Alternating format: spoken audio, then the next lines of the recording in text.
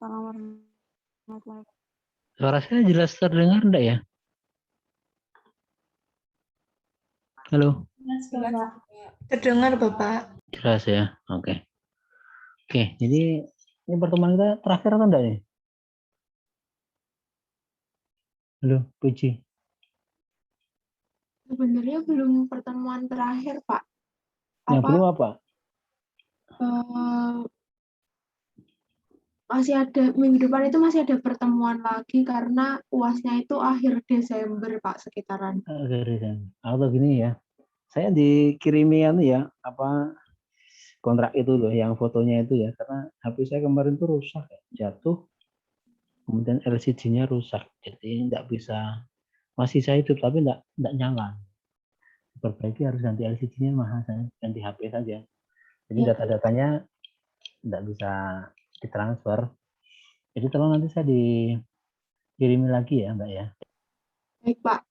Nah, oke, jadi untuk malam hari ini kita akan bahas yaitu tentang dosis koagulan.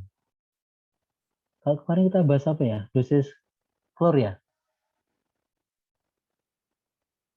Minggu lalu ya, kita dosis klor. Ini dosis koagulan sekarang. Tapi sebelum masuk ke perhitungan dosis koagulan, ya, saya akan sedikit kasih gambaran berkaitan dengan proses kenapa kita harus menentukan, dan itu dosis koagulan itu dipakai di dalam proses apa sih? Jadi kalau di dalam kemarin kita bahas mengenai tentang dosis klorin itu kan digunakan untuk membunuh mikroorganisme yang ada di dalam limbah misalnya atau di dalam air yang kita olah gitu. Nah sekarang untuk pertemuan kita malam hari ini kita bahas adalah dosis koagulan. Nah, sebelum masuk ke sana saya akan berbicara mengenai tentang suatu proses, salah satu tahapan di dalam kita melakukan pengolahan limbah atau pengolahan air, yaitu ada yang namanya proses koagulasi flokulasi.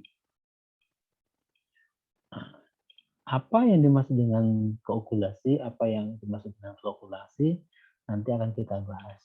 Tapi kalau kita lihat dari bahasanya, koagulasi ini pasti berkaitan dengan dosis koagulan. Ya, dosis koagulan. Jadi kalau koagulasi ada suatu proses kimia ya, yang menggunakan bahan koagulan untuk menurunkan, fungsi utamanya sebenarnya pada saat kita melakukan proses koagulasi flokulasi ini adalah digunakan untuk menurunkan kekeruhan. Biasanya kan air limbah yang kita olah itu kan mempunyai kekeruhan yang sangat tinggi.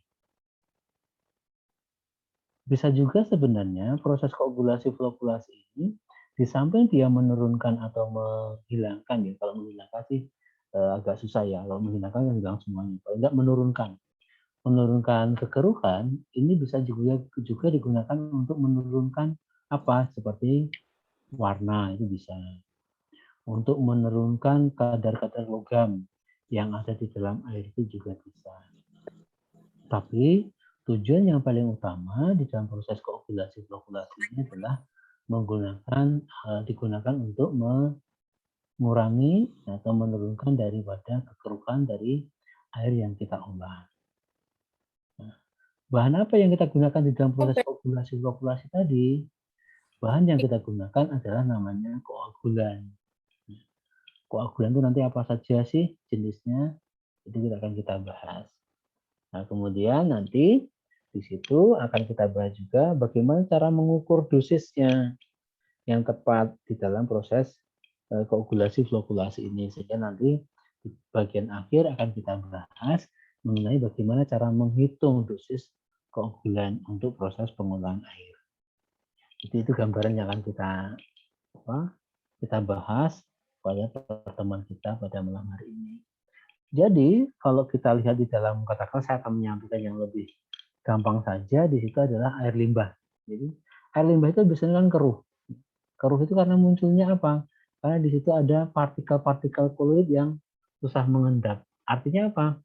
Partikel-partikel tadi dia itu kondisinya adalah melayang-layang di dalam air. Ya, melayang-layang di dalam air.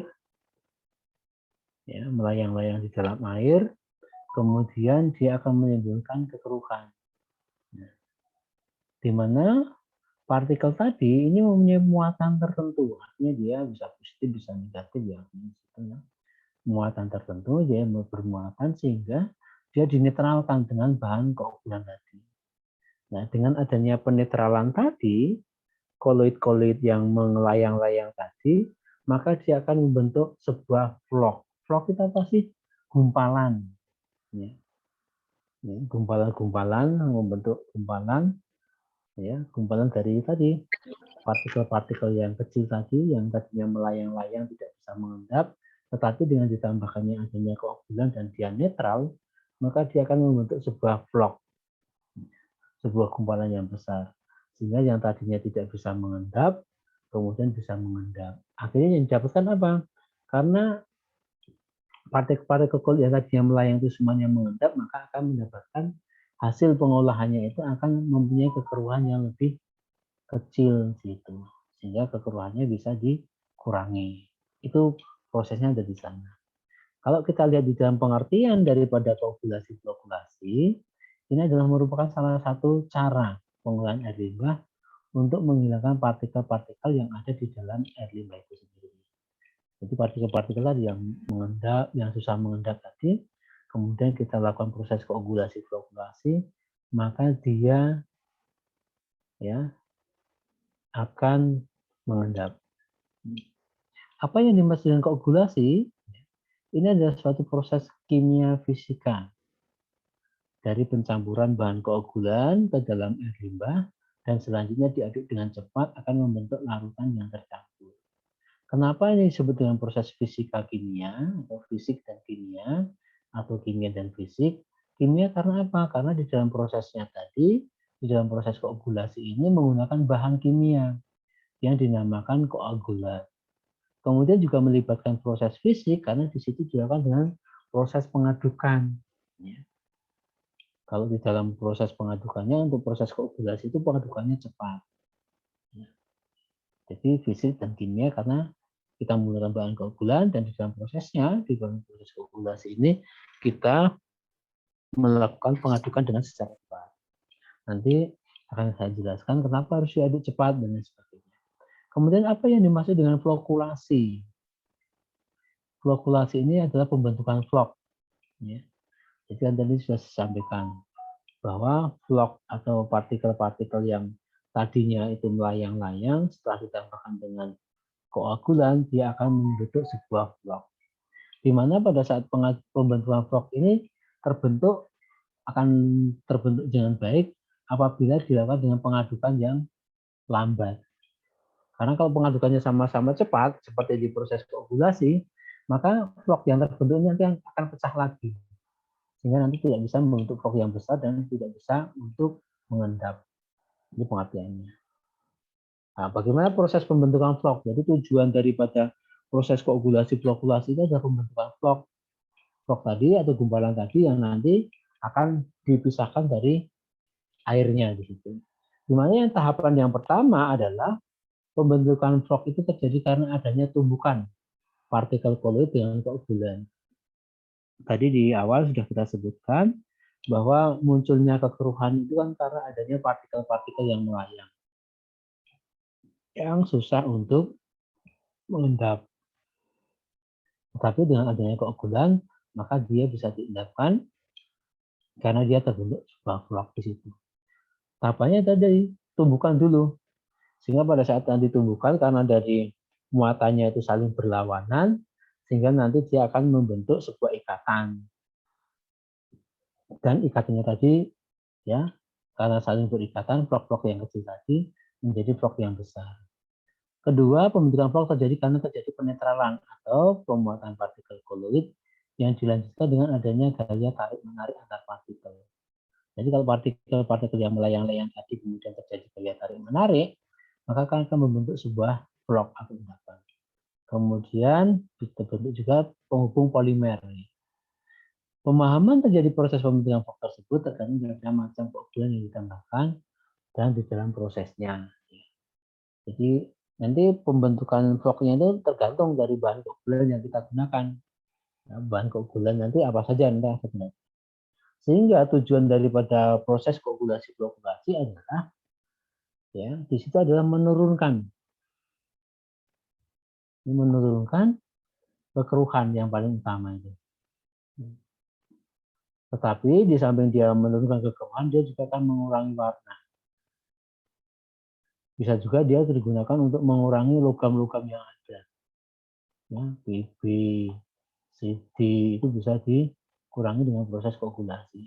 Nah, pengurangan daripada kekeruhan, warna, kemudian logam-logam ini ya, ini nanti dilakukan sebelum nanti setelah itu ada tahapan lagi dalam pengolahan.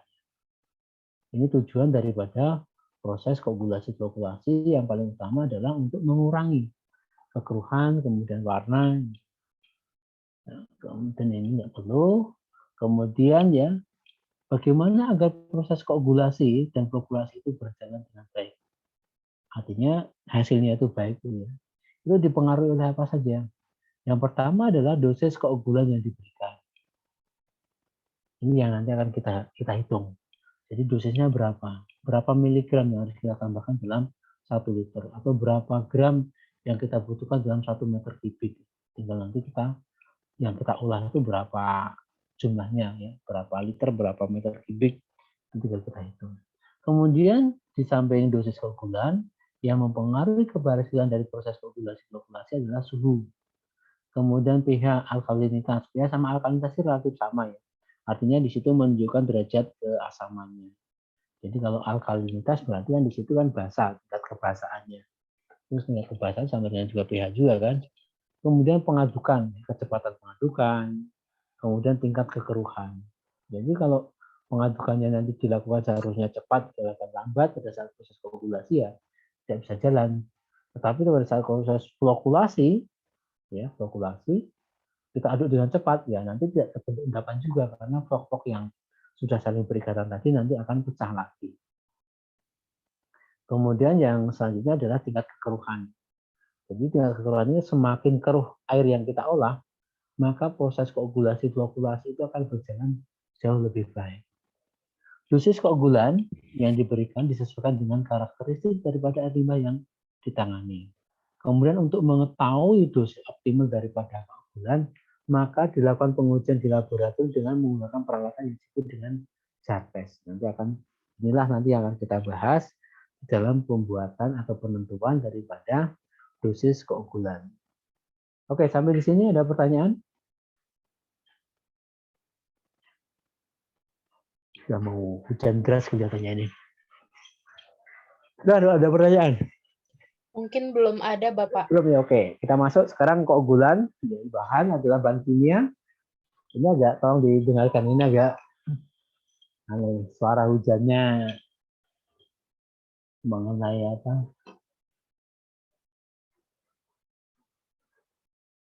Bahannya itu yang untuk itu di bawah. Ini jemuran di lantai atas itu untuk bahannya dari kayak baja gitu ya. Jadi suaranya keras, jadi mohon maaf. Tutup dulu aja. Tutup jangan tangis.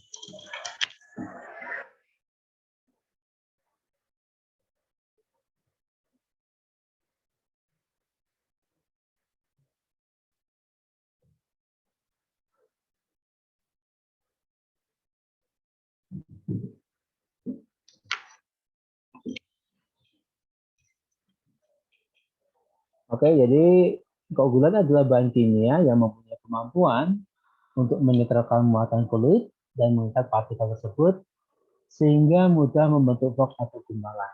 Jadi ini adalah bahan kimia yang digunakan tadi. Kemudian syarat sebagai koagulannya ada 3. Dia mempunyai valensi 3 yang paling baik itu. Ya. Kemudian tidak beracun dan tidak larut pada pH yang netral.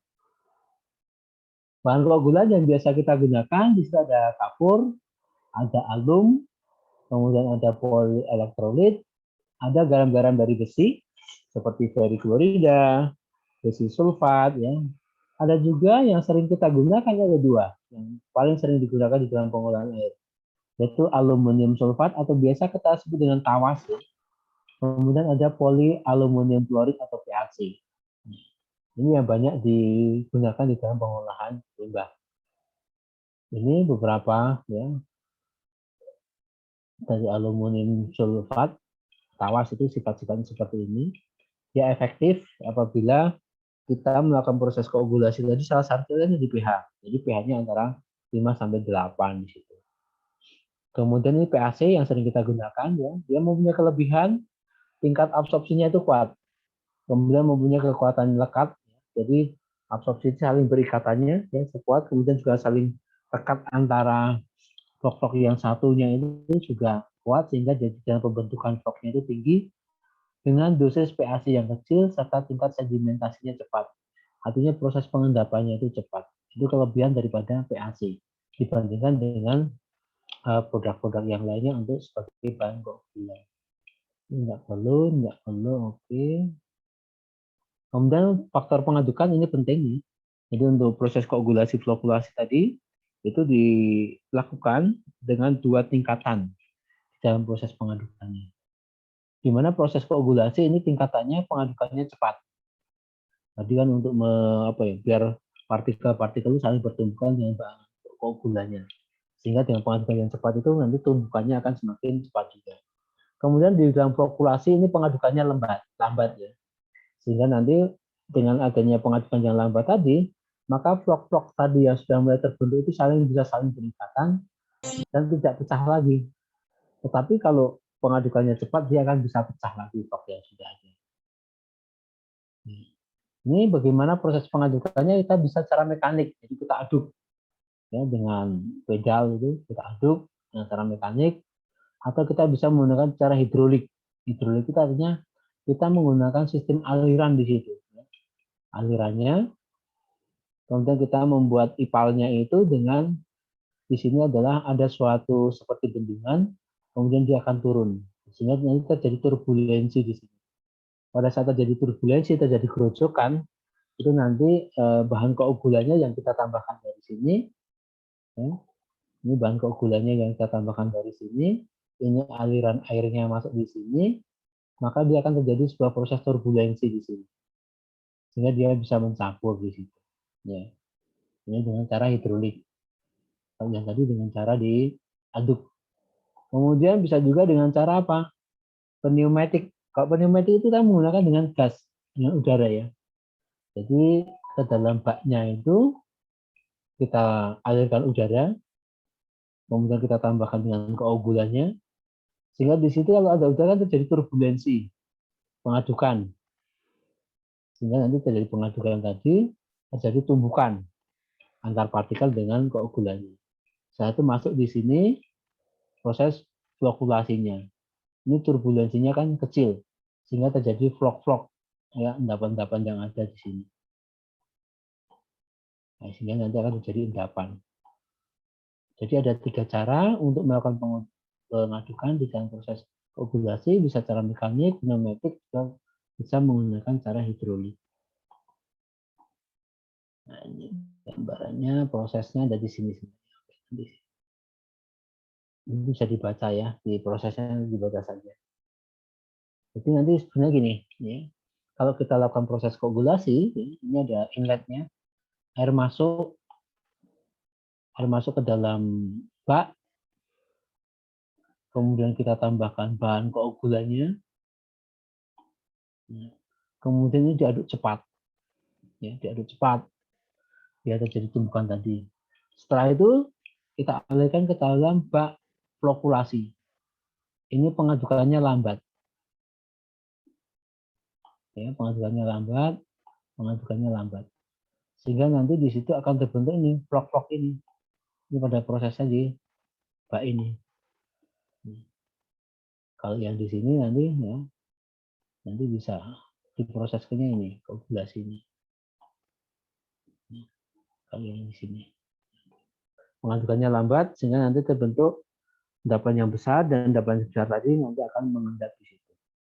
Untuk gambar yang lebih jelas, jadi selanjutnya ada nih.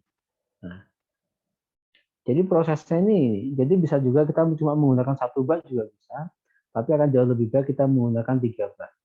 Di sini adalah bak koagulasi, ya, air yang kita olah kita masukkan ke dalam bak koagulasi, kemudian ditambah dengan koagulannya, kemudian diaduk dengan cepat. Setelah itu kita alirkan ke dalam bak flokulasi. Ini kita aduk dengan lambat. Setelah itu kita diamkan, kemudian masuk ke dalam kalifier, bak kalifier. Sehingga terjadi di sini apa? Endapannya ada di bawah ini, endapan, ini airnya. Kemudian selat yang terbentuk, endapan yang terbentuk, ini nanti kita alirkan ke dalam namanya bak pengering lumpur. Ini biasanya kita keringkan di sini. Nanti setelah itu baru kita buang atau kita nanti olah dan lain sebagainya. Kemudian alirannya di sini nanti ke proses pengolahan berikutnya. Bisa kita menggunakan sistem filtrasi. Kenapa filtrasi? Karena nanti di sini ada beberapa endapan yang tidak bisa mengendap, itu nanti bisa kita saring di sini. Ya. Setelah itu nanti proses berikutnya. Jadi ini adalah gambaran proses yang terjadi pada saat kita melakukan proses koagulasi flokulasi. Oke, sampai sini ada pertanyaan, ini rangkumannya saja. Sebelum kita masuk ke dalam perhitungannya, bagaimana cara kita itu menghitung berapa dosis koagulan. Jadi koagulannya adalah bahan yang digunakan untuk proses koagulasi. Silakan kalau ada pertanyaan. Jadi kita belum masuk ke materi intinya, tapi ini memberikan sebuah gambaran kenapa kita harus menghitung, ya. Menghitung berapa jumlah koagulan yang harus kita tambahkan yang digunakan di dalam proses koagulasi flokulasi.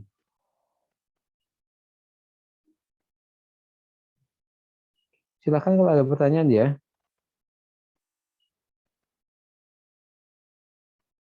Kalau tidak ada, saya akan lanjutkan di dalam penentuan dosisnya. Jadi saya akan stop share dulu. Bapak, saya izin bertanya. Oke, silakan. Silakan, Mbak. Mbak Dinda ya. Iya, Bapak. Ya.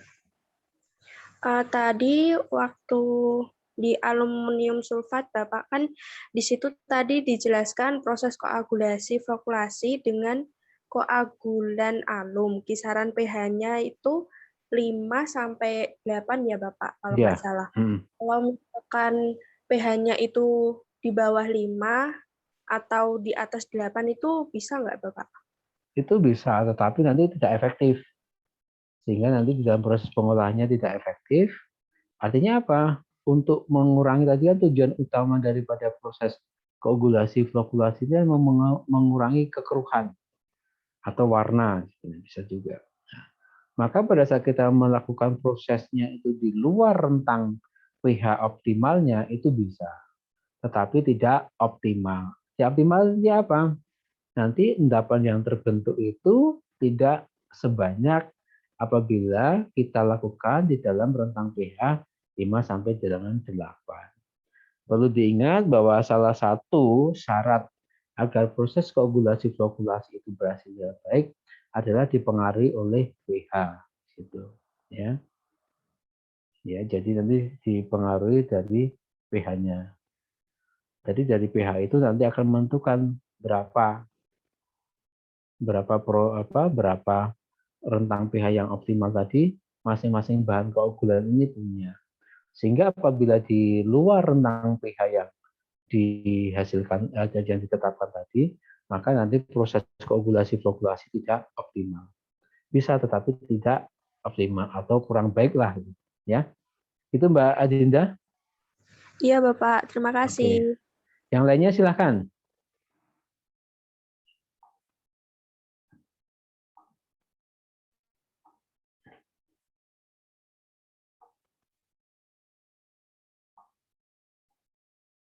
Kalau tidak ada, saya akan bicara mengenai tentang bagaimana menentukan dosis koagulan.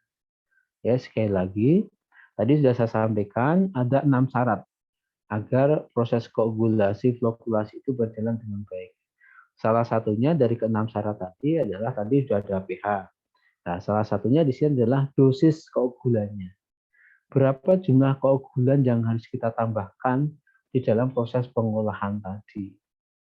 Tadi di materi yang pertama sudah saya sampaikan bahwa salah satu cara untuk menentukan dosis keunggulan itu dilakukan dengan apa?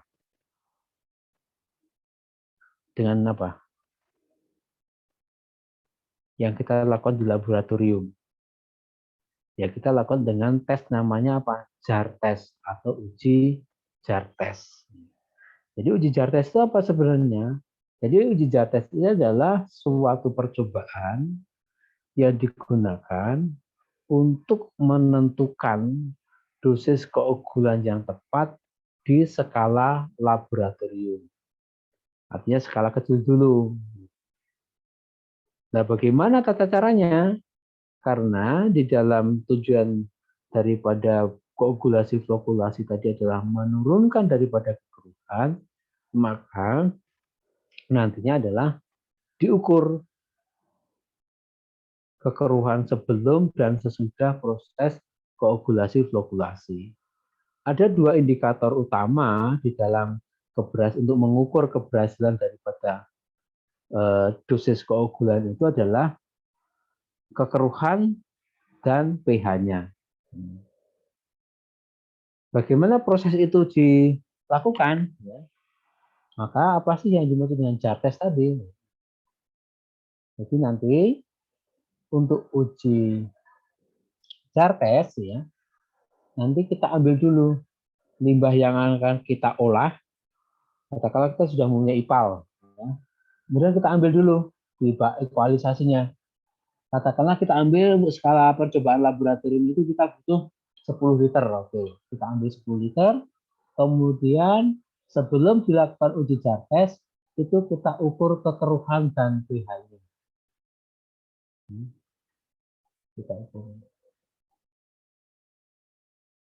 Jadi pH dan kekeruhan sebelum perlakuan, ya, atau sebelum uji coba, sebelum dilakukan pengolahan. Setelah itu kita siapkan 6 buah gelas kimia, ya, masih ingat ya gelas kimia dengan ukuran 1000 ml. Kemudian kan kita punya 6 berarti situ. Kemudian dari ke-6 dari 1 sampai dengan gelas kimia yang ke-6 itu kita tambahkan masing-masing 0,2, 0,25, 0,3, 0,35, 0,4, 0,45 ml. Dengan konsentrasi yang kita gunakan adalah ini. Kita menggunakan keunggulannya PAC ya, polyaluminium klorid. Di mana konsentrasinya adalah 12%. Jadi kita buat dulu polyaluminium klorid dengan konsentrasi 12%. Kita timbang 12 gram, kemudian kita masukkan di dalam 100 ml aquabase, kita larutkan di sana. Setelah itu, ya,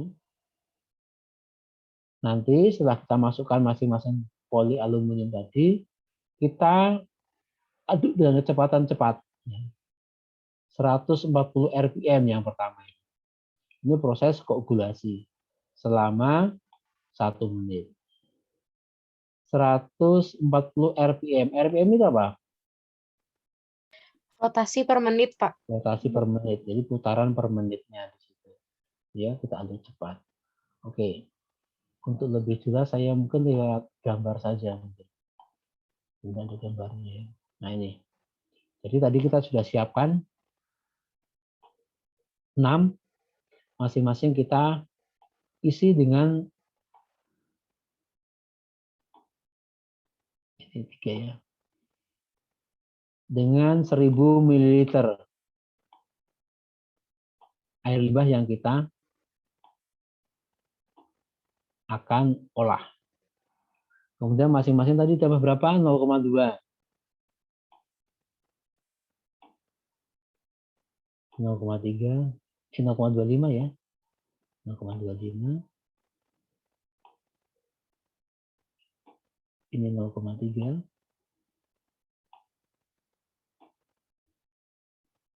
0,35. Jadi variasi konsentrasi. Kemudian inilah 0,4. mililiter. Ini mililiter ya. Ini kan yang 0,2 sampai dengan 0,4 ini kan dari PAC.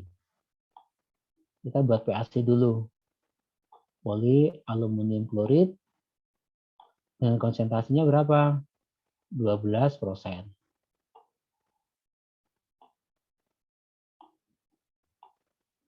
Nah, ini namanya alat jar tes ya, secara keseluruhan ini.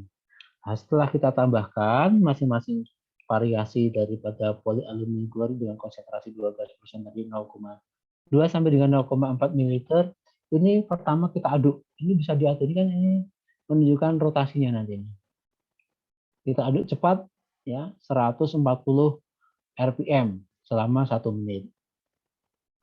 Oke, setelah 1 menit kemudian kita aduk cepat lambat 40 rpm selama 9 menit.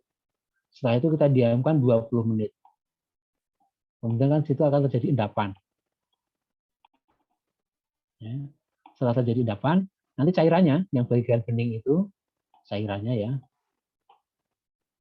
itu kita ukur apa? Tadi sebelum kita lakukan pengolahan, kita ukur yang pertama adalah karena indikator di dalam koagulasi flokkulasi adalah pH.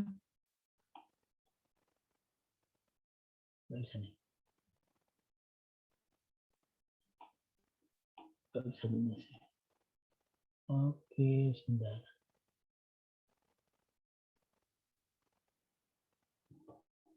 Nah, kembali lagi ya.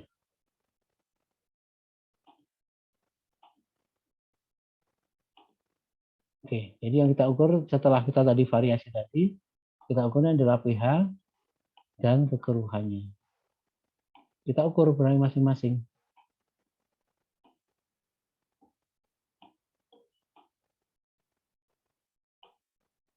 Kekeruhan. Nah, dari yang pertama sampai 2, 3, 4, 5, 6 itu cairannya kita ukur. Berapa pH dan kekeruhannya. Nah, setelah kita dapatkan, maka kita cari konsentrasi yang terkecil yang memberikan penurunan yang efektif terhadap kekeruhan dan pH-nya. Nah, yang dikatakan efektif itu apa? Ya tadi kalau kita secara kuantitatif ya, tadi kan kita bisa menghitung berapa kekeruhan sebelum dilakukan pengolahan dan berapa kekeruhan sesudah dilakukan pengolahan. Itu kan kita bisa lakukan persentasenya. Ya, jadi katakanlah kekeruhan yang pertama itu sebelum pengolahannya 100 NTU. Setelah dilakukan pengolahan itu 50, maka penurunannya efektivitasnya adalah 50%. Gitu.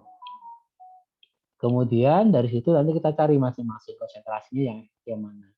Bagaimana cara mencari konsentrasinya? Coba kita kembali ke atas dulu. Tadi ini sudah kita lakukan. Oke, maka kalau kita mau mencari konsentrasinya di sini, kalau di gelas yang pertama, itu yang kita tambahkan 0,2 ml PAC dengan konsentrasi 12%.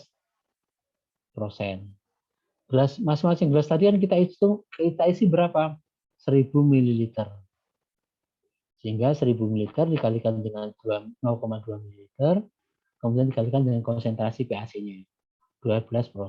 Sehingga di situ perkaliannya adalah 1000 dari mililiter sampel yang kita olah dikalikan dengan 0,2 ml PAC yang kita tambahkan dikalikan dengan 0,12. 0,12 ini dari mana? Dari 12%. 12% adalah 12 per 100. Jadi 12 dibagi dengan 100 adalah 0,12. Sehingga di dalam 0,2 ml tadi yang kita tambahkan dalam 100 ml dengan konsentrasi PAC yang kita buat ada 12%, maka di dalam 1 liternya itu adalah 24 mg per liter PAC. Jadi di gelas yang pertama itu kita tambahkan 24 mg per liter. Kemudian di gelas yang kedua berapa? Berapa miligram? Karena yang kita tambahkan adalah 0,25 ml, maka tinggal dikalikan dia 1000 kalikan 0,25 kalikan 0,15, yaitu 30 mg per liter. Begitu seterusnya sampai di gelas yang ke-6. Oke. Coba yang gelas yang keempat ini keliru ya. Ini gelas yang keempat itu berarti bukan 0,25 tapi 0,35. Ya. Jadi tinggal dikalikan terus ya, sehingga nanti dari masing-masing gelas kita bisa mengetahui berapa konsentrasi PaC yang ada di dalam masing-masing gelas tersebut. Ya, berarti tadi sudah. Nah, misalnya gini, kita dapatkan begini. Jadi kan sebelumnya tadi, kita sebelum melakukan pengujian atau melakukan jar test, itu kan kita ukur dulu berapa kekeruhannya, berapa pH-nya. Oke, setelah kita ketahui kan kita ambil masing-masing 1 liter. Kemudian kita tambah. Tabung yang pertama kan berisi 24 mg per liter. Tabung yang kedua berisi 30 mg per liter PaC. Sampai tabung yang kelima atau tabung yang keenam ini adalah 54 mg per liter PaC. Nah, setelah proses pengadukan cepat, pengadukan lambat, kemudian kita diamkan 20 menit, kemudian kita mengukur kekeruhan dan pH ya di cairannya masing-masing tabung. Ternyata di tabung yang pertama kita dapatkan 3,28 dari 19. Sehingga efektivitasnya ini adalah 83% ya. Nih.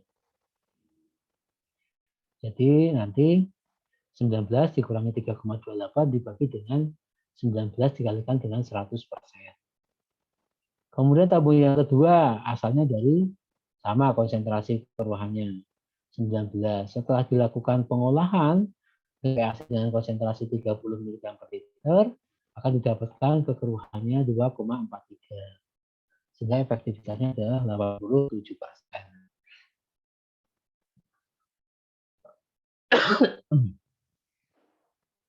Begitu seterusnya. Nah, tinggal bagaimana cara menghitung yang paling efektif.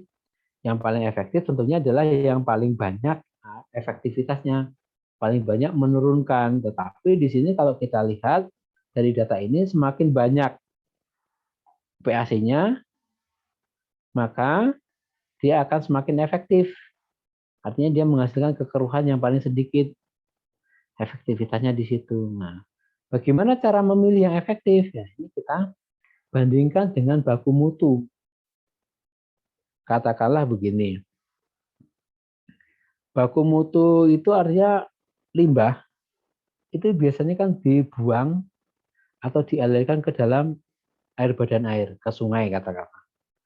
Kemarin kita sudah bahas belum ya perundang-undangan tentang air ya. Jadi di dalam air, katakanlah air sungai. Air sungai itu ada beberapa kelas. Dibagi menjadi 4 kelas. Kelas 1, kelas 2, kelas 3, kelas 4. Pembagiannya itu berdasarkan peruntukannya itu apa air ini. Kalau dia digunakan sebagai air baku untuk pembuatan atau sebagai air baku untuk pengolahan air minum, ya katakanlah kalau di Semarang itu di Sungai Banjir Kanal Barat. Itu kan diambil airnya kemudian diolah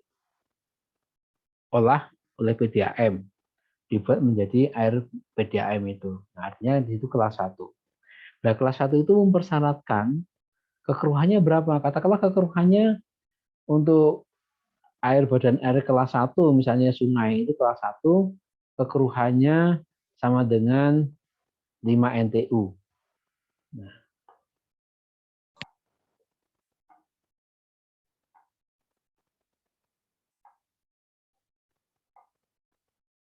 NTU.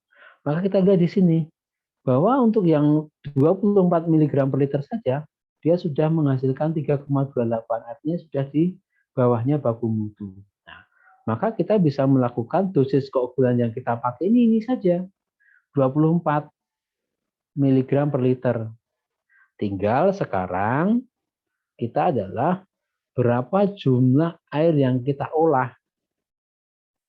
Kalau 24 mg per liter, 24 mg itu digunakan untuk mengolah 1 liter air.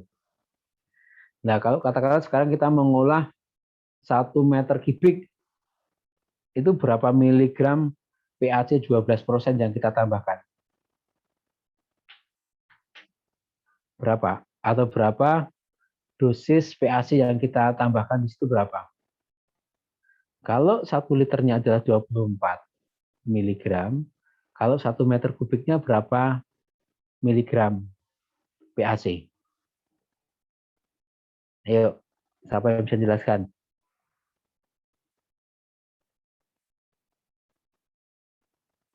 Jadi yang perlu diketahui, jar test ini kan digunakan untuk skala laboratorium, percobaan, skala kecil. Nah, kemudian kalau sudah ketemu, oh ternyata di skala laboratorium 1 liter itu membutuhkan 24 miligram PAC.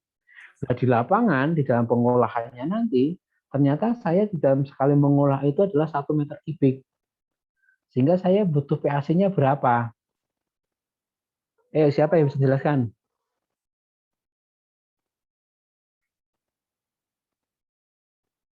1 meter kubik itu ada berapa liter? 1000 bukan, Pak. Berapa? 1000. 1000, betul. Jadi 1 meter kubik itu ada 1000 liter. Nah, sekarang kalau 1 liternya 24 gram, kalau 1000 liter berapa? 24.000 ya, Pak? 24.000 miligram atau 24 gram. Nah, nanti berarti kalau saya mengolah 1 meter kubik, maka saya menambahkan PAC-nya adalah 24 gram. Kemudian saya proses tadi, saya aduk cepat dengan kecepatan 140 rpm selama 1 menit. Kemudian saya aduk lambat ya 40 rpm selama 9 menit. Sama. Ya, tinggal nanti kan cuma wadahnya kan beda, tapi pengaduknya juga beda ya. Jadi kalau yang di skala lab kan pengadukannya cukup kecil kan. Tapi kalau dalam 1 meter kubik kan besar. Ya, maka itu pengadukannya tapi sama kecepatan rotasinya tadi.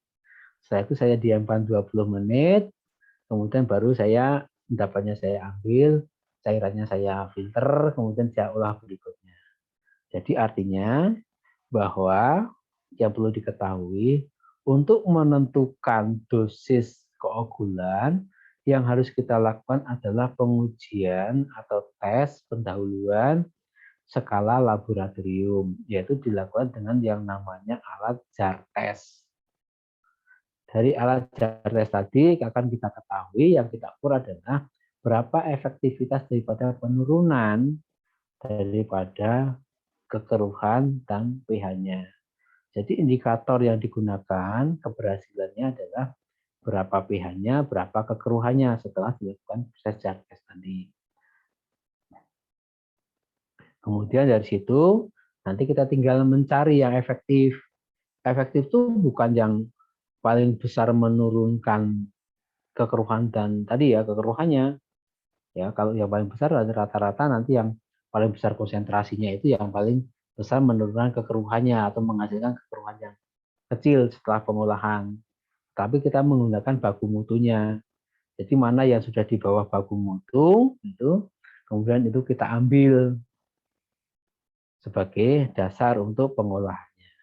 Ternyata dari percobaan kita sebagai contoh tadi, ternyata yang paling efektif itu justru di 24 miligram per liter karena dia sudah bisa menurunkan menjadi 3,28 NTU.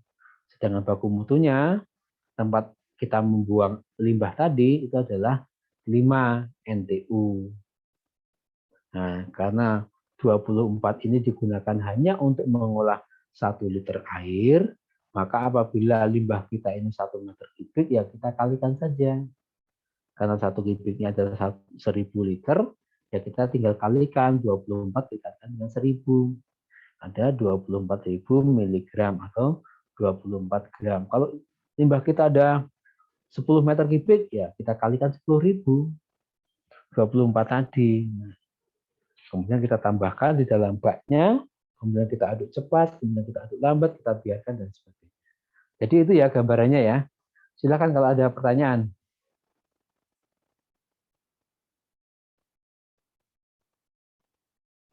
Silakan.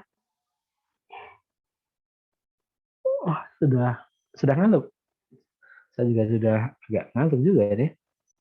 Nggak tahu nih. Masih sore ngantuk seharian belum? Istirahat. Silakan kalau ada yang bertanya. Bapak, saya izin bertanya. Iya, silakan, Mbak. Pak, ini kan kalau jar tes ini kan membutuhkan 6 gelas ya, Pak ya. Kalau semisal lebih boleh nggak, Pak? Atau kurang gitu? Nggak Terima kasih, apa-apa, Pak. kalau bisa rata-rata gini. Di alat jar tes ada 6 gelas biasanya. Jadi sudah ada alatnya tersendiri ya. Kalau nanti kamu mendesain alat gelasnya lebih banyak ya lebih baik, nggak apa-apa. Tapi kalau biasanya paling tidak minimal 5 lah di situ. Tapi biasanya alat jar tes ada 6. Jadi alat itu sudah didesain ya. Sudah didesain, desainnya alatnya ada sendiri, namanya alat jar tes itu. Ya, tapi kamu bisa membuat juga nanti. Tinggal nanti yang perlu diperhatikan adalah memang di situ adalah kita bisa mengatur tentang kecepatannya konstannya. Kalau 140 rpm ya ke 6-6-nya itu 140 rpm, jangan sampai beda gitu. Kalau kita ini kan menggunakan mesin, jadi kita bisa hitung ya di situ. Tapi kita menggunakan manual pakai tangan itu kan pasti kecepatannya kan beda-beda ya. Sehingga dia menggunakan mesin di situ. Jadi boleh lebih banyak akan jauh lebih baik. Tapi kalau lebih sedikit jangan ya. Karena biasanya kalau jauh lebih sedikit itu nanti variasinya akan sedikit, kemudian kita sulit untuk mengambil keputusan juga nanti. Dan yang perlu diperhatikan, belum tentu ya nanti bahwa 6 gelas kimia, kita lakukan percobaan langsung berhasil itu enggak. Kadang-kadang juga, belum sesuai ya, kita tinggal variasikan lagi. Mungkin ini masih, ternyata sampai di tabung yang atau gelas yang ke-6, ternyata kekeruhannya makin tinggi. Ya, kita ulang lagi, maka kita tambahkan konsentrasi yang lebih banyak lagi. Gitu. Ya, jadi di alat jar tes ini sudah terstandar biasanya ada 6 gelas kimia. Tapi kalau prinsipnya sih boleh, semakin banyak kan semakin baik karena kan dia akan bisa menetapkan berapa gitu. Biasanya kalau nanti di tahapan yang pertama belum ketemu ya kita tahapan yang kedua tinggal variasinya saja. Atau mungkin kita melakukan variasinya sudah terlalu tinggi sehingga perlu kita rendahkan lagi, boleh gitu. Karena kita harus mencari yang paling efektif. Karena nanti apa? Karena ini kan kenapa kita perlu mencari dosisnya yang efektif, yang paling sedikit tapi menghasilkan kekeruhan yang bagus, itu karena apa? Karena nanti berkaitan dengan biaya produksinya. PAC ini kan beli. Jadi kalau kita gambarannya kita itu mengolah limbahnya kan, kalau namanya perusahaan itu jarang namanya 10 meter kubik itu pasti kan sampai ribuan meter kubik. Kalau pabrik industri kayak tekstil yang besar itu sampai ribuan meter kubik. Nanti kan di situ kalau kita tidak mengukur dengan baik, tidak mencari yang paling optimal, yang paling sedikit tapi menghasilkan hasil pengolahan yang paling baik gitu ya, maka kan terjadi pemborosan biaya kan. Karena PAC ini juga mahal, per kilonya berapa nanti gitu ya. Gitu. Gitu Mbak. Baik, Bapak. Terima Ya. kasih. Silakan yang lainnya.